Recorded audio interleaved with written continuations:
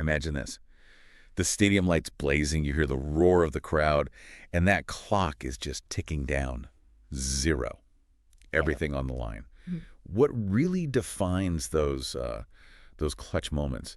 And what does it take to not just survive them, but to actually triumph? It's intense, isn't it? That feeling. It really is. We've all felt it, I think. Yeah. Maybe not on a football pitch, but somewhere in life, Yeah. when time just speeds up and slows down all at once. Yeah, that whole crunch time phenomenon, it's almost primal. The brain under that kind of pressure doesn't really distinguish, does it? Like between a game-winning shot and a real threat. Uh-huh. So it's the same response. Pretty much. That fight or flight kicks in and it gives you this hyper focus. It's kind of amazing, something we rarely tap into otherwise. That really pulls you in. Yeah. And today we're doing a deep dive into a really captivating story. Mm. It's from a work called Against the Clock by Bill Vincent. And look, this isn't some dry strategy book or a historical record. It's a story, a really vibrant snapshot of a football team's journey. It's packed with these moments of intense pressure, but also like unwavering loyalty and individual brilliance too. Absolutely. Vincent uses that high-stakes sports world, but it's really a lens, isn't it? A lens for what? To explore these bigger themes, ambition, pressure, camaraderie, things that apply everywhere, not just on the field. Okay, so our mission today for this deep dive is to unpack those powerful lessons. Mm. About leadership, resilience, what teamwork really means, and also how success itself, even when you celebrate it, brings its own set of, well, unique challenges. That's a key point, the hidden costs of winning sometimes. Exactly. So we'll explore what it truly means to win against the odds and maybe how those wins can be just the start of something even bigger for you. Yeah, Vincent's book gives us some profound insights into performing under duress and, like you said, the often unseen side of triumph. All right, let's kick things off then. Vincent throws us right in. A stadium just alive with energy. He calls it a cacophony of cheers, boos, and the occasional vuvuzela. You can almost hear it. He sets the scene so well. The air is thick with anticipation. You're immediately there. So what are the key details he uses to build that urgency, that sense of what's riding on this moment? Well, straight away, we're at the 90th minute.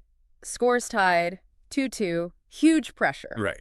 Then you get the teams, the Ravens, they're the underdogs, described as this ragtag group written off by everyone. Okay. And they're up against the Titans, the reigning champs.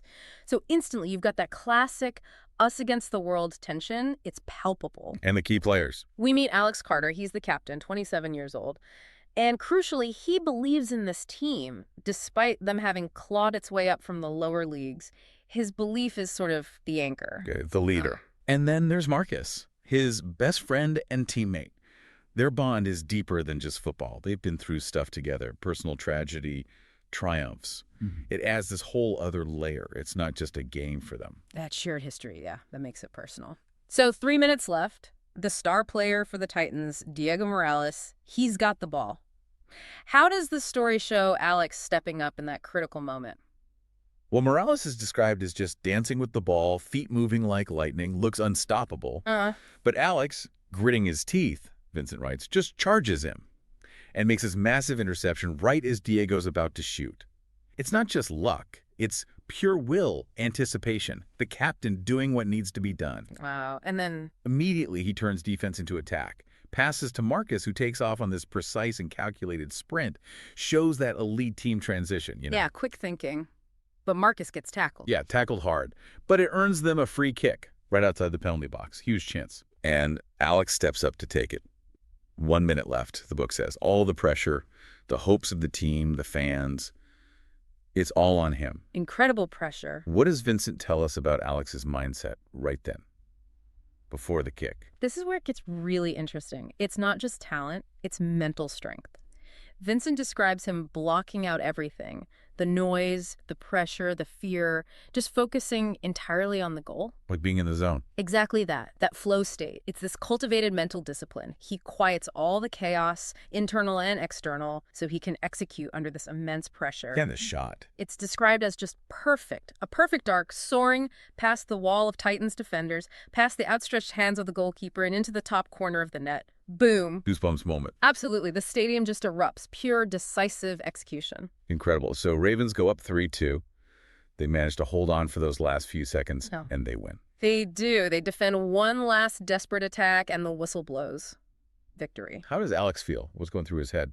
Relief, obviously. Joy, immense pride. But Vincent highlights something else. More than anything, he felt gratitude. Gratitude for his team, the fans. That's interesting, not just pure ego. Right. And here's the real kicker. He immediately realizes this isn't the end. He thinks this is just the beginning. Even right after winning. That seems counterintuitive almost. It does, but it's crucial. Vincent uses this first big win not as the climax, but as a setup. It raises that question. What is triumph? Is it the end goal, or is it a stepping stone? So later, they're celebrating at a bar. Yeah, and Marcus is like, we did it. But Alex says, it's not over. This is just the beginning. It's not false modesty. It's this deep understanding that winning just brings the next set of challenges. That's a really interesting mindset. Like, sustainable success requires looking ahead. Always. Exactly. The real victory isn't just the final score. It's being ready for what's next. Just the beginning. Idea. Powerful stuff. And yeah, those next challenges come thick and fast, don't they? Oh, immediately. The Ravens become the talk of the town. Alex is suddenly everywhere. Interviews, photo shoots, magazine covers. So success brings its own kind of pressure cooker. Absolutely. It's a paradox, right? The attention you work so hard for suddenly becomes this new adversary. Vincent shows how overwhelming that scrutiny can be. It's not just the external stuff either, is it?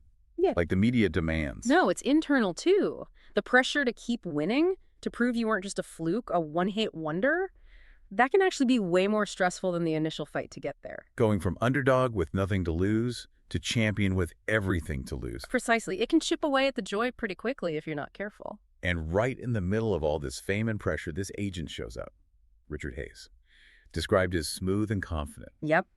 The classic agent figure. And he makes Alex this tempting offer, right? Endorsements, sponsorships, maybe even a move to a bigger team. Tells him, the world is your oyster. Big promises. Fame, money, the whole package. But it's more than just money, isn't it? It feels like a test of Alex's core values. Totally. It's a crossroads moment. The pull of individual glory versus, as Vincent puts it, his team, about the bond they shared and the journey they were on together.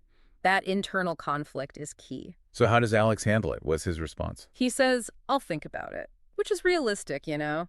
He doesn't just slam the door. But then he immediately adds, but right now, my focus is on the Ravens. We've got a season to finish. Ah, so he keeps his priorities straight. Exactly. It's not a flat no, but it's a clear signal. It shows that real leadership isn't just about on-field heroics, it's about those off-field decisions too, especially when loyalty and ambition clash, staying true to the group. That really makes you think, doesn't it? About how you might handle those kinds of opportunities when they pull you away from your team or your core values. Definitely. Big life decisions often come disguised as opportunities. And the team does keep it going. They maintain that momentum. Next game is against the Falcons, described as a tough team known for aggressive play. Yeah, not an easy matchup. But the Ravens win again, 3-1. Alex scores 2. They're playing with heart and soul. Alex is leading by example. They're solidifying their top spot. They're proving it wasn't a fluke. They're dominant. But the book shows this continued success brings yet another layer of pressure, maybe even heavier. Yes, that's the paradox again. With every win, the stakes get higher. The expectations mount. Every single game becomes this intense battle just to defend their position. The grind really sets in. And we see it taking a toll, especially on Alex. We do. There's a scene after one really tough match where he's just exhausted, he admits, feeling like I'm losing myself in it all. Wow. I think anyone who's really gone after something big can relate to that feeling, where the sheer effort starts to overshadow the initial joy. It's that burnout risk, the hidden cost of staying at the top. So how does the story show him finding his way back from that edge? How does he cope with that immense pressure? This is where the team, that family aspect, becomes absolutely critical. It's not a solo journey. Right. It's Marcus again. It's Marcus.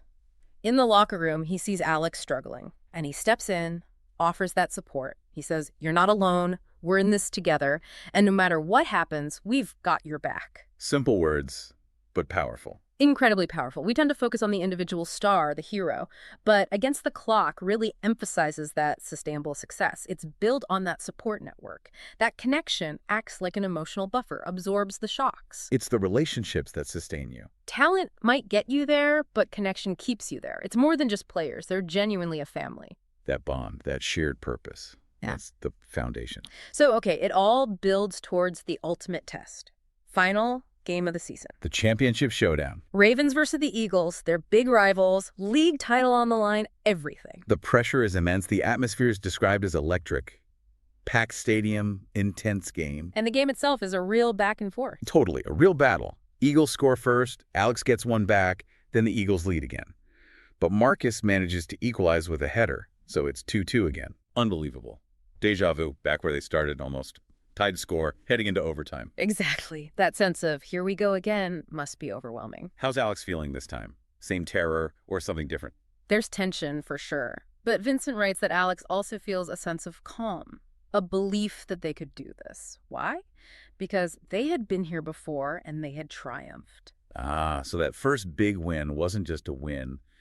It built something in them. Precisely. It wasn't just luck. It was a foundational experience. It forged this collective mental resilience, this deep, almost gut-level confidence.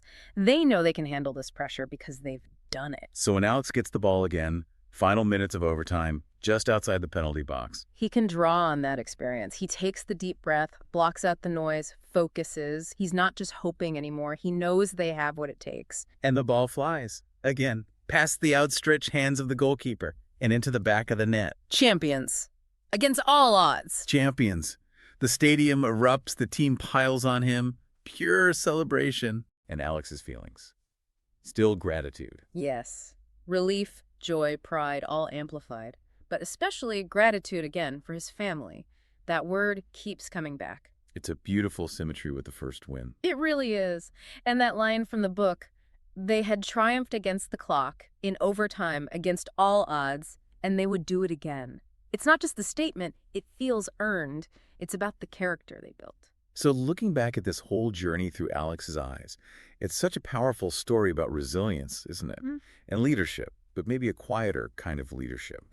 And that unbreakable team spirit. Absolutely. How underdogs can rise, but also critically how success itself creates new pressures, and how integrity, staying true to your team, your family, guides you through those tough choices off the field. Yeah, it really drives home that the biggest wins often happen right when you feel like time's running out, or the odds feel impossible. And that winning isn't always the finish line.